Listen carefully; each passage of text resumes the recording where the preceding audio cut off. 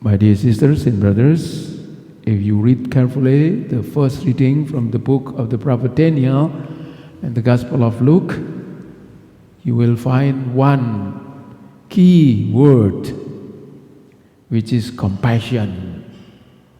God is compassion and forgiveness. And Jesus reminds us in today's Gospel that we are called to be merciful just as your Father in heaven is merciful. I think this is the second time Jesus reminds us of our fundamental call, that we are called to be like our Father in heaven. I think he also tells his disciples, be perfect as your Father in heaven is perfect. And I think we can relate these two in our reflection today, that we are called to be perfect, to be merciful like our Father in heaven. And Jesus, who comes among us, is a manifestation of God's love and God's mercy. So, becoming perfect and merciful like our Father in heaven is possible. Why? Because we are created in His image. There is a potential in our lives, in each of one of us, that we are able to be like our Father in heaven.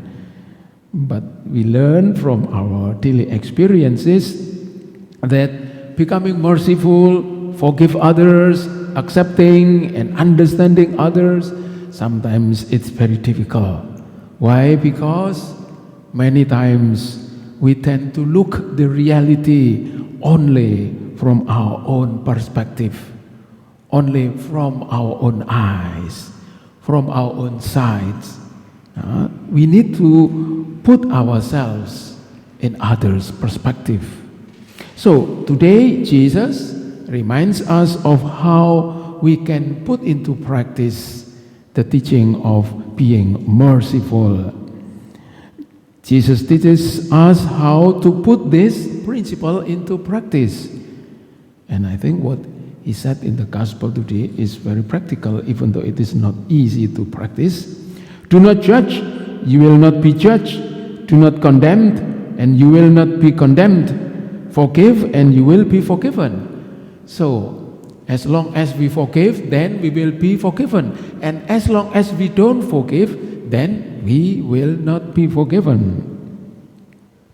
Give, and it will be given to you. A good measure, pressed down, shaken together, and running over will be poured into your lap. For with the measure you use, it will be measured to you. The basic line is very clear. It is being merciful. If we are merciful to others, if we look our neighbors with mercy, then we can expect that God will also treat us in His mercy. We were created in God's image. Since God is merciful, His image should be merciful. So we are created not only to live for our own, but to be merciful to others. And our interaction, our living together with others, actually is a school of mercy in which we can grow and we can improve in our spiritual journey as a merciful creature, as a merciful person. Now, my dear sisters and brothers, like I mentioned before, that many times we fail to bring this into practice because we judge and we condemn others very easily, without thinking, without reflecting. And who are we to do so? Who are we that we judge others, that we condemn others?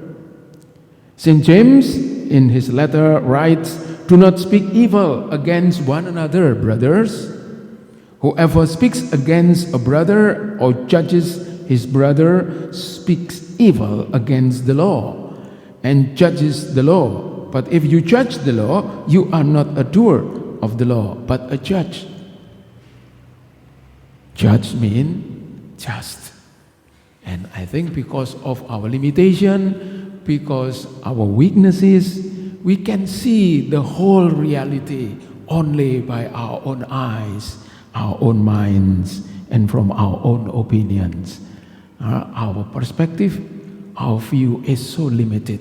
So we cannot see the whole picture of our neighbor. If we don't see the whole pictures, how could we judge them? So Jesus warns us that judging and condemning others can lead to our judgment and condemnation. However, he also promises that if we forgive and are merciful, we will be forgiven and blessed in return. The measure we use will be applied to us. How we treat others will be how our Father, our loving Father, our merciful God treats us. So today's reading reminding us to be merciful. And today's gospel reading emphasizes the importance of being merciful and compassionate towards others. The reflective question is, how merciful and empathetic have we been towards others so far?